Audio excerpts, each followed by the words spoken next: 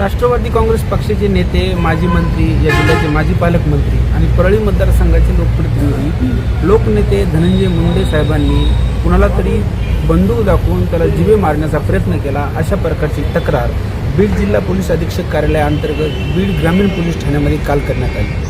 आम्ही धनंजय मुंडे यांचे कार्यकर्ते, समर्थक आणि राष्ट्रवादी काँग्रेस पक्षाचे समर्थक म्हणून आणि कार्यकर्ते म्हणून पोलीस अधीक्षकांना ही मागणी करत आहोत की सदरील तक्रारीच्या संदर्भात आपण काय कार्यवाही केली ती आपण समाज माध्यमांना आणि माध्यमांना सांगावी। त्यांनी हे सांगावं की अशा प्रकारचा फायर झाला होता का, अशा प्रकारचा फायर झाला नाही का, कारण यामुळे आमच्या नेत्याची जी बदनामी झाली, आमच्या पक्षाच्या प्रतिमेला ज्या पद्धतीने मलिन करण्यात आलं ते अत्यंत संतापजनक आणि चिंताजनक आहे। अनेक माध्यमांनी, अनेक माध्यम समूहाच्या पत्रकारांनी आणि समाज माध्यमामध्ये धनंजय मुंडे यांच्याबद्दल आक्षेपार्ह शब्दामध्ये टिप्पण्या करण्यात आल्या।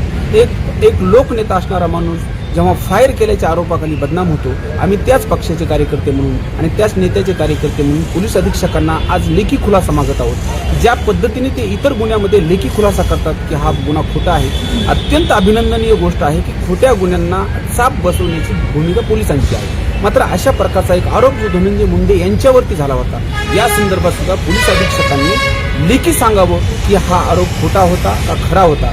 आणि आम्ही अशा प्रकारचा जर आरोप खरा असेल, जर धनंजय मुंडे साहेबांनी कोणाला बंदूक दाखवली असेल, फायर केला असेल, तर आम्ही त्या घटनेचा सुद्धा हिंसा म्हणून निषेधच करू। पण जर असं झालं नसेल आणि खोटी फिर्याद असेल तर लोकनेत्याला जर बदनाम केलं जात असेल तर सामान्य लोकांनी या बीड जिल्ह्यामध्ये सळोख्यानी आणि संयमाने राहायचं तरी कसं, असा आमचा सवाल आहे। जिल्हा पोलीस अधीक्षक यांच्याकडे आता काय मागणी असेल तुमची? त्यांनी 24 तासामध्ये आम्हाला सांगावं की धनंजय मुंडे यांनी फायर केला होता का नव्हता, किंवा त्यांनी कोणावर पिस्तूल रोखली होती का नव्हती।